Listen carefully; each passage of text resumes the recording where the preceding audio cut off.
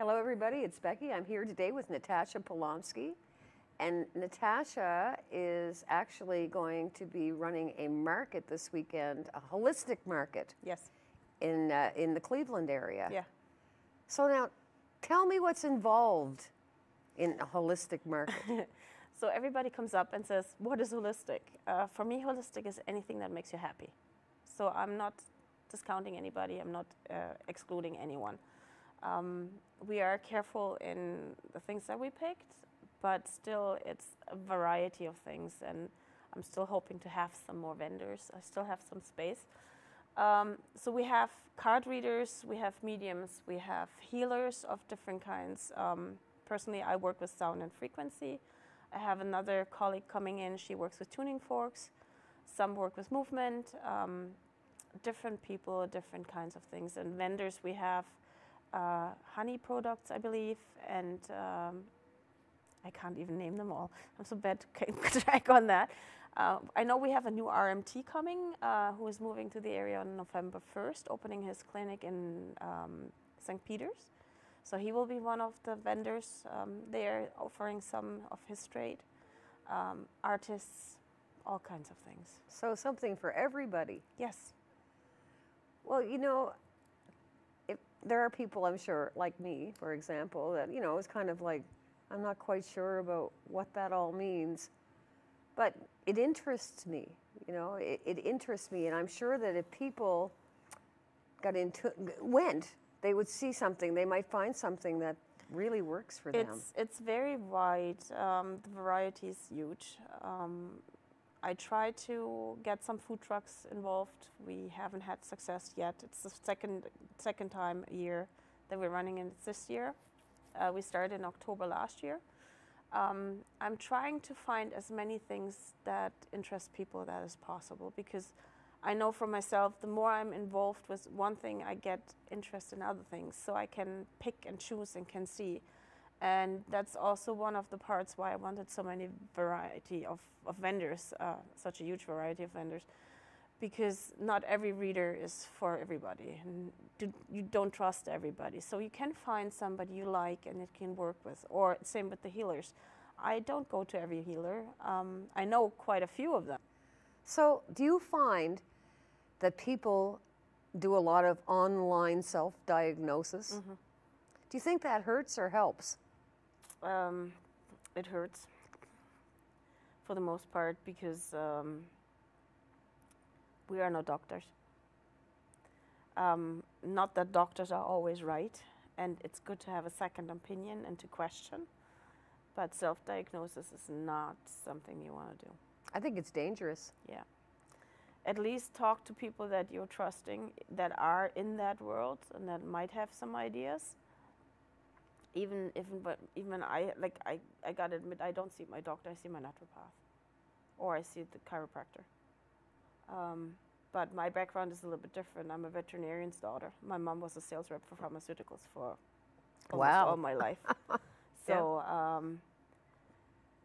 the danger in that is I know too much, but not enough.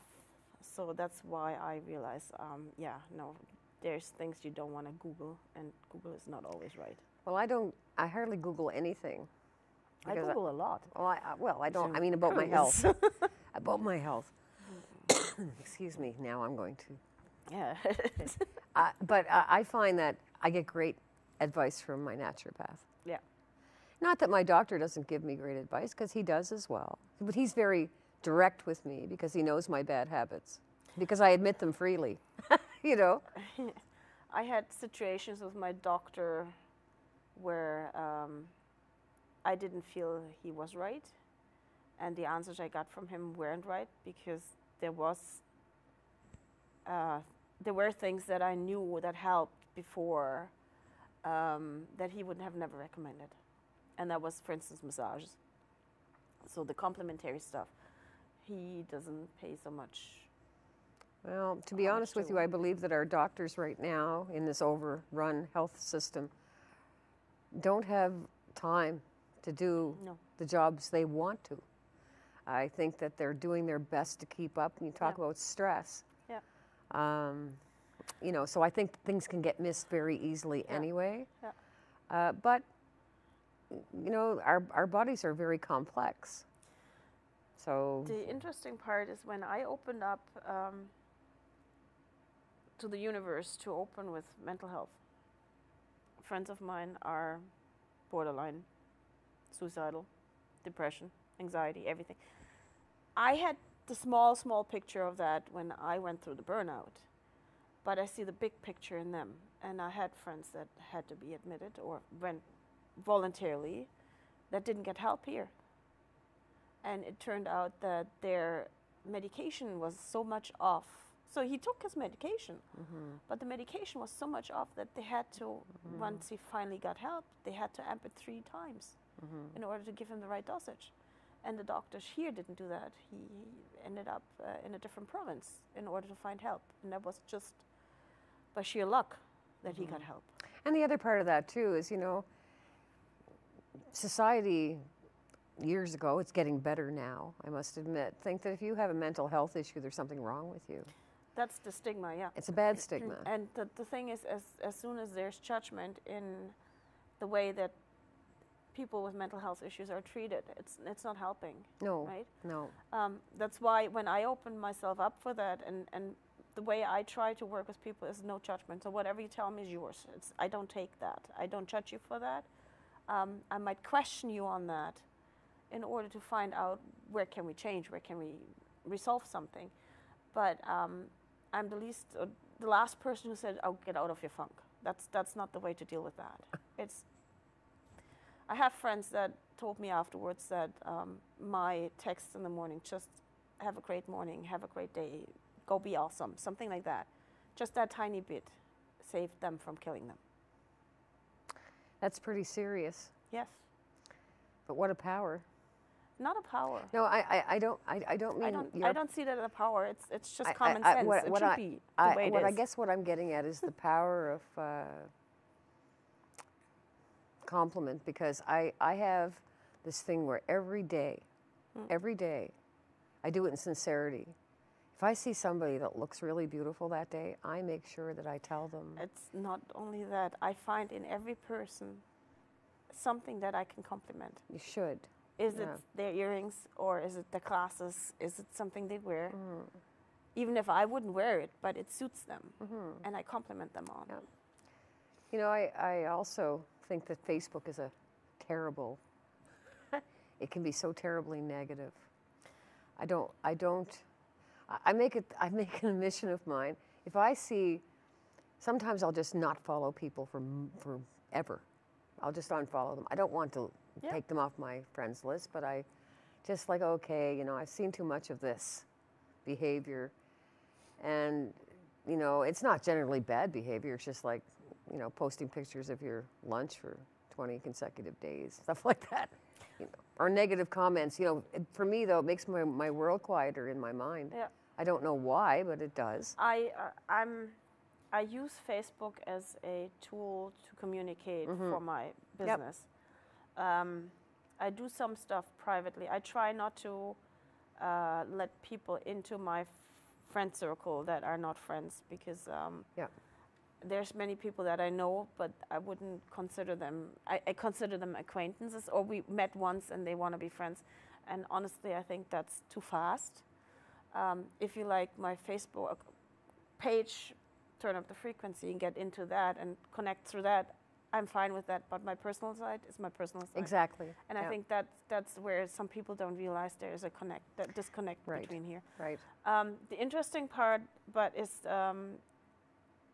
I have been in 2019, 20, 21, not so much because we calmed down, but with our Association of Bioenergetic Wellness, we have been doing public work. And I did videos, and I'm the worst person taking selfies, and I find myself very, very weird when I do videos. But it became such a habit just to go online, and most times in my car. I don't know why, it just happens. I'm in my car, I'm sitting there, and I just go online and just sharing thoughts. And it wasn't so much out of a necessity to show up somewhere, but it was just something that I had a message at that time. And that's why I like Facebook, because it goes up and it's there, and you can look at it or you can leave it. Right. right? Yeah. And I often have things that pop up the last few months, especially, that came up where I think, oh gosh, why didn't I post that again? And that needs to go out now again. And that's where it's almost like a diary, a public one, yeah, but a diary. That's why you have to be very careful about what you put on your public diary. Absolutely. You know, you could be having a really bad down day. I don't do that. Oh, I don't either. If I have a down day, I'm usually I don't even know how to do blanket over my head. I don't even know how to do home. Facebook. I don't even know how to do Facebook Live. I have no idea. Yeah, no. I like to do my videos and then post them. I don't like lives because they're kind of weird. You can kind of look at them a few times, it's like Yes. writing a letter, writing an email and saying, I better read that 5 times before I send it. And then there's the other part of language with me. My English is not too bad, but sometimes the words just don't come out the way I want them to. And I realize that the more I'm together with German-speaking people, I fall back into the German wording, and it's not good. Well, right? Not that it's not good. It's your... Yeah, it's not good. I'm living in Canada, so why would I speak German? Well, there are other German people living in Canada. Yeah, they should learn English. Most of them not have. true, but yeah, it's harder. People. That's another part with sound. People don't realize you learn a language through your ears. You don't learn it through reading or watching a video. Universal language. You learn through your ear, and only through your ear you build the synapses. So when you don't practice those synapses, you fall back into the easier ones, which is what you learn first. Interesting. Yeah. So I'm hoping that you have the hugest turnout. I hope so too. Just for fun, just come on over and be curious and explore. So where exactly is it? Lower River. We're at the Riverdale Community Center. Oh, okay. Yeah. Which is basically you take the 104 and you take the exit to Cleveland. Yep. And then it's the second road to the right. And it has a sign on it, and we're happy to accommodate everybody from 10 to 5, I believe. On Saturday? On Sunday. Oh, on Sunday. Saturday is a drum building workshop. Oh, yes, that's right. It is. Yeah, we have. That's going to be interesting. Peter Pictou coming up, who agreed. He's going to be vendor at the market too, so he agreed to do a workshop first. Cool. Unfortunately, we have today would be the last day, so that one's done. But I hope to have him back, and he does a large drum. So we built our large drum ourselves. And I've done one myself. I bought 2, so I have 3 drums at home. One is on the wall that has been painted by a friend of mine. I'm sorry. And then I built one in Sherbrooke 2 years ago, or 3 years ago. And now I'm going to do my fourth drum that I own, but the first large one that I built myself. And it's just a different process, and the drums are different for you when you make them yourself. Right, because they're personal. You put your energy into it. Right. So you can put all your intention into it. You can make it if you build it for somebody else, which people sometimes do, you can put all the intention, and that's another teaching out of therapeutic touch. Your intention sets the energy and is actually manifesting in whatever you do. So if I have the intention to do good, I will do good. If I offer something instead of giving, the process is different, because when I offer something, the person opposite of me has the chance to take it, to make it their own. It's not me pushing it towards them. So all of that can influence what you do. Oh. Right. Very interesting. Yeah, lots of topics. And I also spoke to you before we started this interview, and you were talking about how you'd like to form some sort of children's gift giving.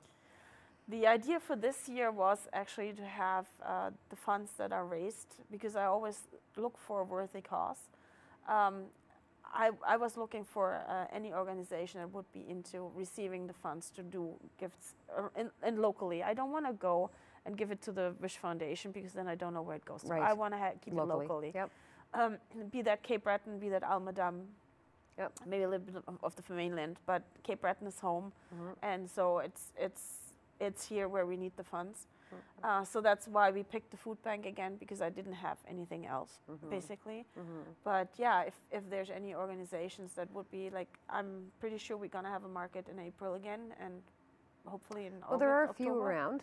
So I'll try my best to do that, and I have no issue running a fundraiser in any of the things that I do, because I think it's worthy, and it makes it bigger for everybody. So I'm going to put all of your information up after this video, so anybody that wants to contact you can through your forget the name of frequency. Turn up the frequency. Yes. Sounds like a good band name. Well, it's basically what we do. We're turning up the vibration, so we're turning up the frequency to make you vibrate higher. Perfect. Yeah. Well, I'll make sure that everybody has your contact information. I encourage everybody to go out to Lower River on Sunday, for sure. I might even make Fill the hall. I want to see everybody. That would be great. Because the proceeds this time are going to the Port Hawkesbury Food Bank. Yes. Or part of them. Well, going most of it. Most right, of it. The Port Hawkesbury Food Bank and the hall itself. So, I mean, you know, we all need help. And we start actually at the table fee. So the table fee already includes $10 at a fundraiser, $5 for the food bank, $5. So that's the first fundraising that I already have. That's a wonderful thing. Thank you for that. Thank you. Thank you very much. Thank you for giving me the choice to be here. You can come back here anytime you like. I will take you up on that. Right.